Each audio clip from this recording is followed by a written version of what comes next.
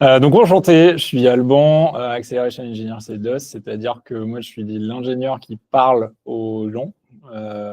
Globalement, je bosse pas sur la roadmap globale de Dust, mais je bosse sur tout le reste. Donc tout ce qui est extension, relations clients, support niveau 2, des choses comme ça, et puis ce genre de petits événements. Et aujourd'hui, je suis là pour vous parler d'un tool spécifique. Et donc merci Étienne et Sophia d'avoir fait une grosse pub pour Dust. Là, je vais pouvoir même passer pas mal de slides parce que vous avez vu un certain nombre de choses que je vais présenter. Où globalement, Dust, c'est une plateforme, je vais pas vous le refaire, Étienne l'a bien dit, on fait des agents. IA, donc un agent, c'est quelque chose qui est spécialisé, c'est ce que Sophia a dit, plus ça a une donnée qui est spécialisée, meilleur c'est. Donc un agent ultra général aura souvent à part si vous n'avez pas beaucoup de données chez vous, mais quand vous arrivez sur des gros sets de données, enfin nous, on a des clients comme Doctolib par exemple, où il y a vraiment beaucoup de données. Wacom, on a beaucoup aussi, mais enfin, je pense que pour l'instant, aujourd'hui, Doctolib est notre plus grosse base de données globale. C'est vraiment c'est des choses où, en fait, si on demande à un RAG d'aller chercher dans toute la donnée de Doctolib ever, ça marche pas, quoi. Donc, c'est pour ça qu'on est des agents, enfin, on propose de faire des agents qui sont spécialisés, qui sont attachés du knowledge de votre entreprise. Donc, pour ça, on a des connecteurs qui vont être natifs. On a la possibilité d'envoyer des fichiers sur Dust et on a la possibilité d'envoyer de la data par API. Donc, globalement, le but, c'est de pouvoir se brancher à tout ce que vous avez chez vous. Et si on ne l'a pas encore construit, vous pouvez le construire. On est open source aussi. Et aussi, dans l'autre sens, on parle d'ubiquité, c'est-à-dire qu'on est capable vu qu'on a une API, d'aller tirer Dust et de le mettre à peu près n'importe où. Donc là, vous avez un screenshot de Dust à l'intérieur de Zendesk qui permet à des agents de support d'utiliser Dust pour répondre à des tickets, tout simplement. Donc, répondre à des tickets en utilisant la donnée dans un Notion, par exemple, qu'on devait normalement aller chercher avant pour savoir comment répondre à tel ticket, mais aussi aller en même temps chercher la donnée des autres tickets pour dire est-ce qu'on a déjà répondu à ça et comment on y a répondu et est-ce que je peux continuer, quoi.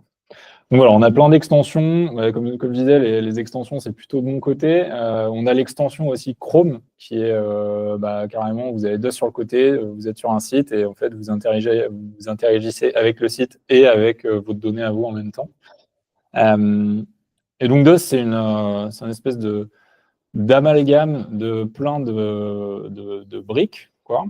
Donc, on a du RAG, de la semantic search, d'interprétation de code. On est capable de faire des graphes comme Étienne a montré. On peut faire de la web search. Donc, on peut demander de chercher sur Internet. On n'est pas encore aussi bon que Perplexity parce que notre web search est un petit peu vieille, mais on va la retaper à un moment. On fait de la transcription de meeting, par exemple, aussi. Donc, si vous avez Mojo, Gong ou Google Meet, hop, ça passe dans un agenda derrière. Donc, un des trucs qui est intéressant là-dessus, c'est que en fait, aujourd'hui, toutes les solutions de meeting vous proposent un résumé de votre meeting à la fin. Mais en fait, vous pouvez vouloir plus que ça. Par exemple, vous êtes un head of sales, vous avez envie de savoir si vos sales ont bien respecté le runbook de sales pendant leur call. Vous paramétrez votre agent avec le runbook, vous lui donnez les instructions, et là, il va pouvoir vous faire une analyse du call plutôt que juste un résumé, quoi. Donc, c'est là qu'on est un peu... en fait, on est vraiment une plateforme horizontale qui est capable d'aller taper dans toutes les équipes. On le fait sûrement moins bien sur une équipe donnée que des solutions qui vont être verticales et hyper spécialisées sur, je sais pas, le support client exact, qui font des widgets, etc. Chez nous, vous aurez besoin de construire ce widget parce qu'on ne va pas vous le proposer, mais par contre, toutes vos équipes vont pouvoir en profiter. Alors, aujourd'hui, on va parler de SQL. Donc, on va commencer par une petite démo. Là, c'est un agent auquel je demande de visualiser le nombre de messages envoyés dans Dust au global, en règle générale. Donc, on va avoir des millions de data points. Et de séparer ça par workspace. Donc, ce qu'il va faire en premier, c'est là, on voit un petit truc qui dit querying tables. Donc là, il est en train de construire une requête SQL, de la runner Et là, il va construire le résultat. Donc, pour l'instant, il nous colle juste du code. Et une fois que le code sera fini, il va interpréter le code pour en faire un graphe. Donc c'est ce que Étienne a montré tout à l'heure. C'est juste un graphe avec une tête un peu différente. Donc, vous voyez qu'on a quand même une courbe de croissance qui marche pas mal. Et vous avez la chain of thought du modèle dans le petit cadre violet là. Et ensuite, ses résultats. Le truc qui est bien là-dessus, c'est qu'on est dans une conversation, c'est-à-dire que je vais pouvoir continuer ma conversation avec l'agent. En fait, une conversation, ça renvoie tout le contexte au modèle à chaque fois. Le problème étant que là, on a beaucoup de data points dans ce graphe, mais nous, ce qu'on a fait, c'est qu'on va stocker le fichier de données, et c'est le composant React qui va utiliser le fichier, et on n'a pas besoin de le renvoyer au modèle. Donc, c'est beaucoup plus rapide. La première version de ce truc-là, on attendait que le modèle ponde tous les data points et après fasse le graphe. Là, aujourd'hui, maintenant, on utilise des fichiers et on envoie les fichiers sur GCS, sur un stockage. Et globalement, on va pouvoir le faire plusieurs fois et à la fin, potentiellement, combiner nos graphes.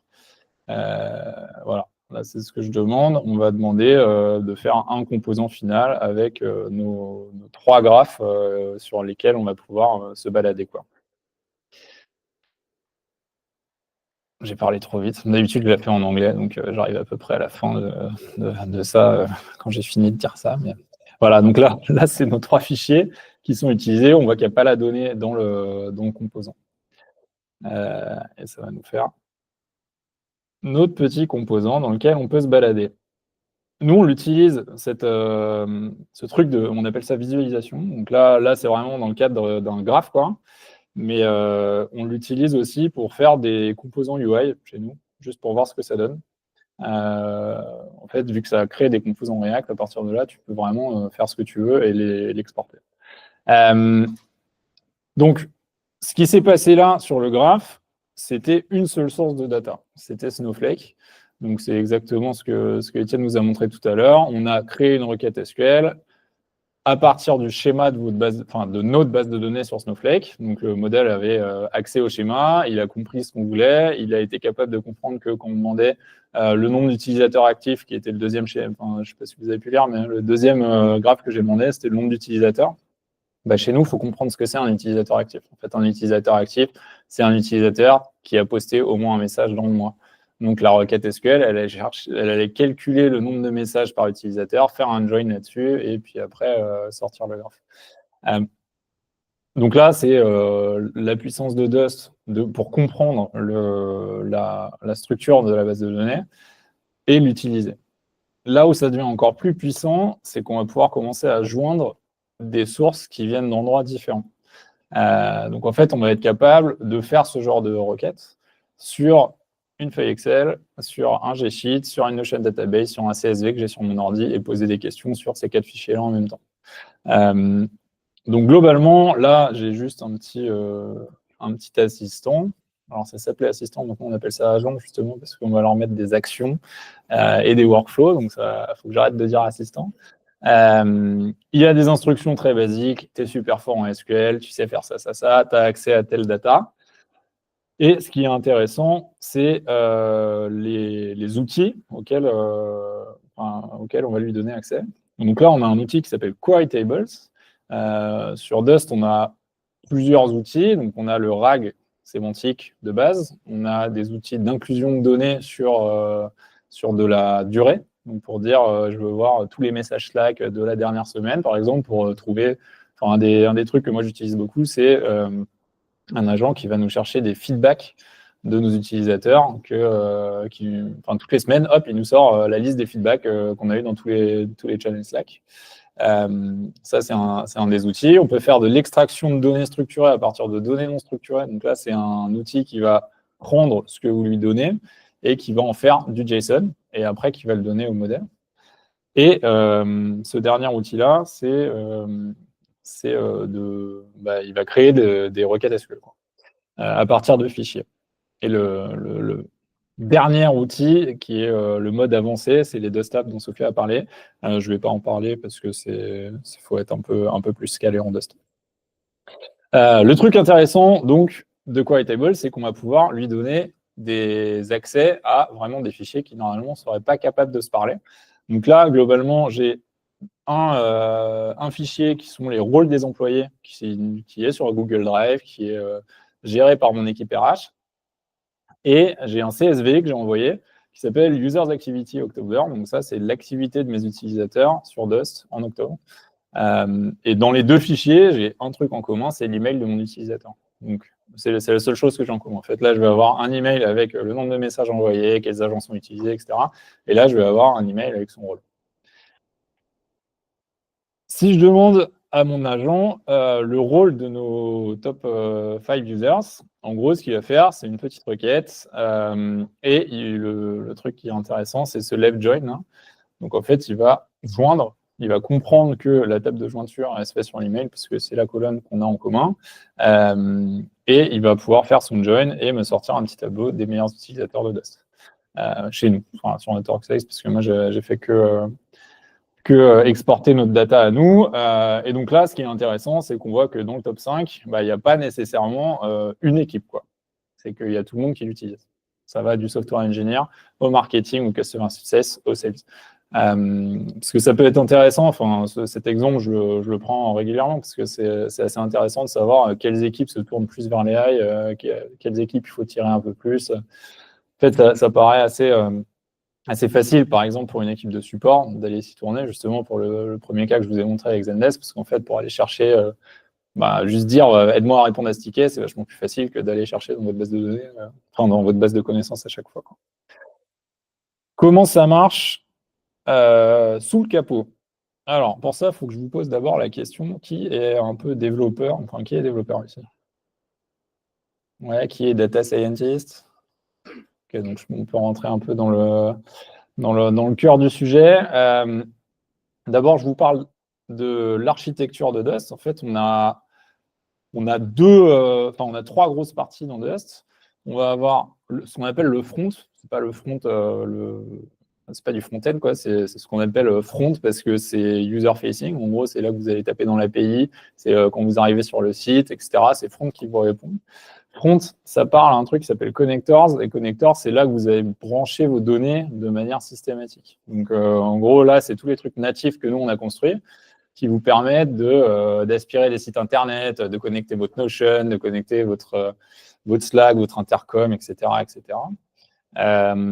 Donc tout ça aspire de la data. Ça la balance soit dans Postgres, soit dans ce qu'on appelle Core.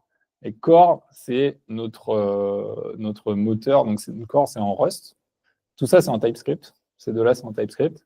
Et Core, c'est en Rust. Et c'est ce qui nous fait c'est ce qui fait le RAG et c'est ce qui parle au modèle. Donc, globalement, quand on envoie la data, Core envoie la donnée va chunker la donnée. Quand vous envoyez un document, nous, on a un algorithme de chunking qui va chunker le document en essayant de le faire intelligemment.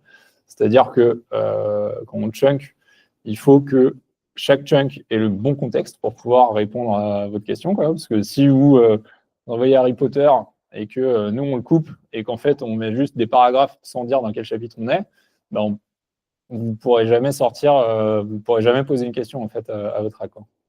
Donc nous, tout le travail que fait Dust, c'est de chunker avec la bonne métadonnée. Et on envoie ça dans une base de données vectorielle qui s'appelle Quadrant.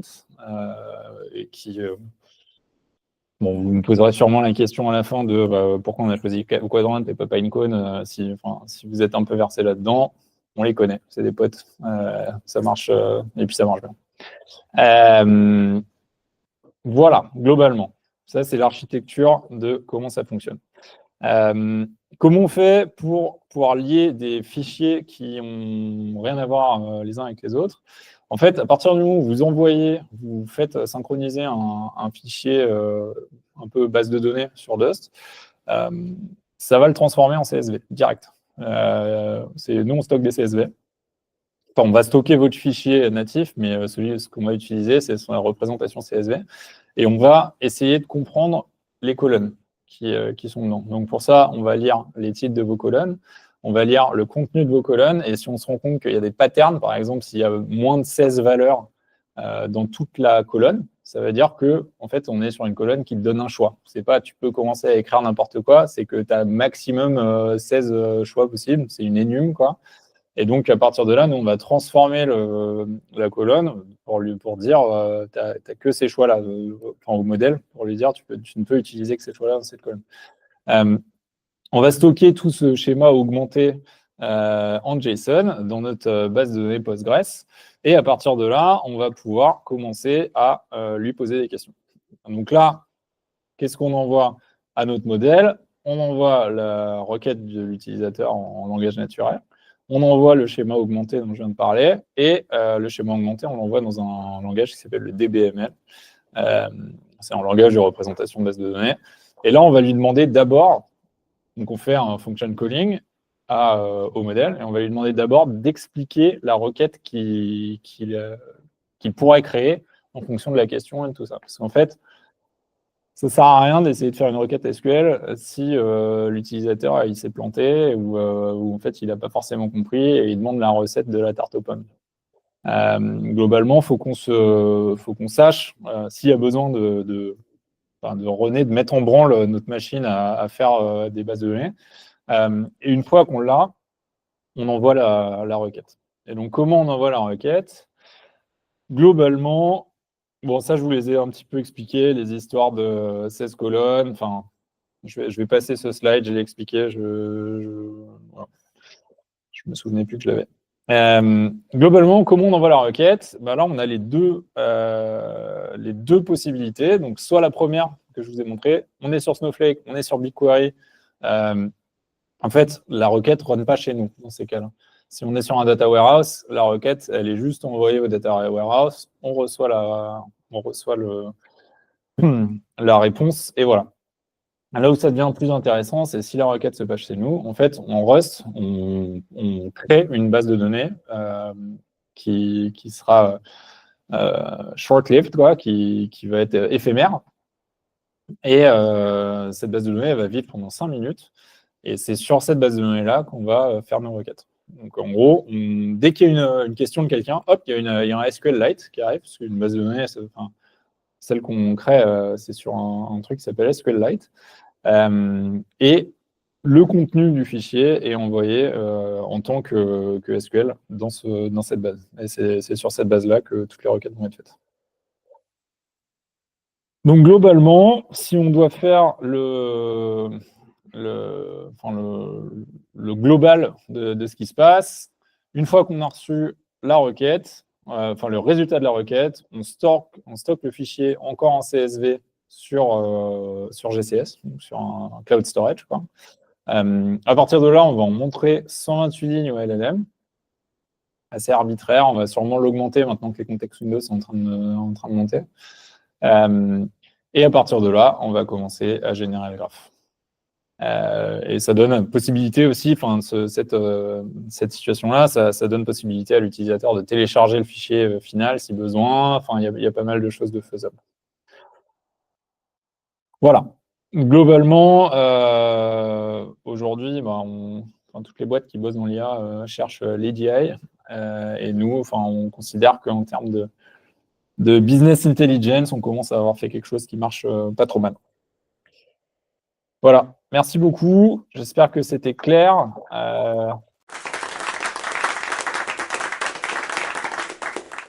Est-ce que vous avez des questions? Je sais pas si... Bonjour. Merci pour la présentation. Très très technique. Et je me disais que l'utilisateur a un petit peu disparu. Je me demandais si vous aviez des commentaires sur comment est-ce que vous développez vos features dirigées vers justement ce qui est business intelligence. Alors, cette présentation, je l'ai faite pour la première fois à l'OpenAI Dev Day, donc que des développeurs. Donc en effet, c'est une présentation full. C'est pour ça que j'ai un peu demandé au début. C'est une présentation très technique. Nous, comment on le fait? Globalement, on fait pas mal de user research.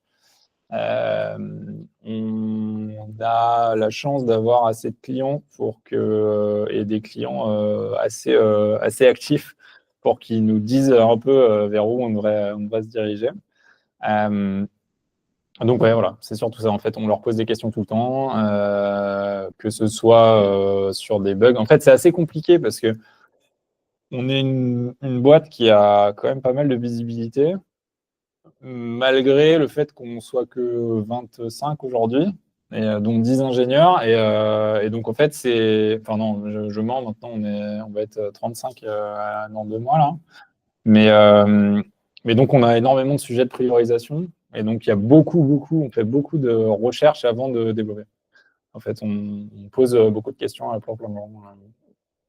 Voilà. Et après, pour essayer de suivre la vitesse voilà, sur MCP et des choses comme ça, parce que en fait, quand MCP est sorti, une semaine après, on avait des gens qui lui disaient pourquoi c'est pas encore sur Dust. Bah, c'est un peu compliqué de faire le truc aussi vite qu'un OpenAI ou un Cursor qui, en fait, ont juste besoin de rajouter MCP et voilà, ça marche. Nous, il y a beaucoup de couches, il y a beaucoup de choses qu'on peut casser si on rajoute des choses comme ça. Et donc, c'est un petit peu touchy, quoi. Donc, voilà, on fait beaucoup de recherches avant de se lancer dans la construction de quelque chose. On va prendre une dernière question. Il y a quelqu'un d'autre. Après, on pourra avoir les questions. Il y en avait un là. Merci beaucoup. C'est plus une question par rapport à la concurrence. Donc, justement, comment DAS se positionne vis-à-vis à GenSpace chez Google ou Copilot dans Power BI. Voilà, donc en fait, c'est question vos points de distinction.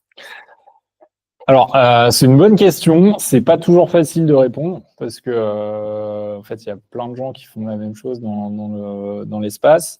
Alors, aujourd'hui, la réponse pour Copilot, ça me fait toujours un peu marrer. Copilot, ça marche pas. Voilà. Personne est content de Copilot. Et là, tu viens d'acquiescer, donc tu le sais. Et GenSpace, ils sont pas encore vraiment sortis du bois.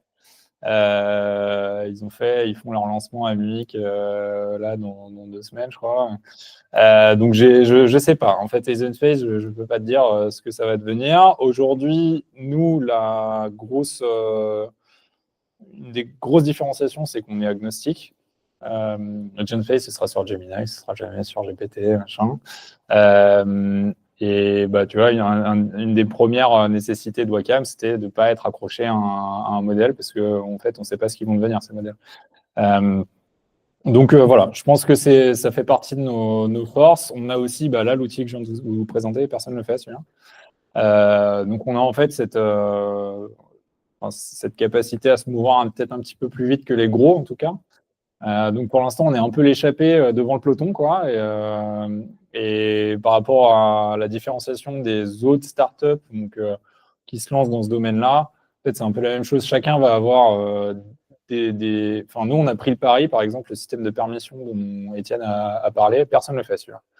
Tout le monde se calque sur les permissions que tu as déjà. Donc, tu branches ton Notion, tu es tel utilisateur, tu as accès à ça. Nous, ce n'est pas du tout le cas. Nous, il y a quelqu'un qui branche tout en haut et puis après, ça distribue aux agents et c'est les agents qui ont droit à ces permissions-là. Donc ça, c'est un pari qu'on a fait. Nous, on est convaincus que dans un monde d'operating system AI, où ce sera des agents avant les humains et les agents se mettront à se parler entre eux, en fait, les agents vont avoir besoin de permission et plus l'humain. Enfin, plus l'humain. L'humain aussi, mais via l'agent auquel il parle. Et donc, nous, on s'est placé là-dessus. Pour l'instant, j'ai l'impression qu'on est le seul. Voilà, donc on a ce genre de différenciation, quoi. Merci beaucoup. Merci.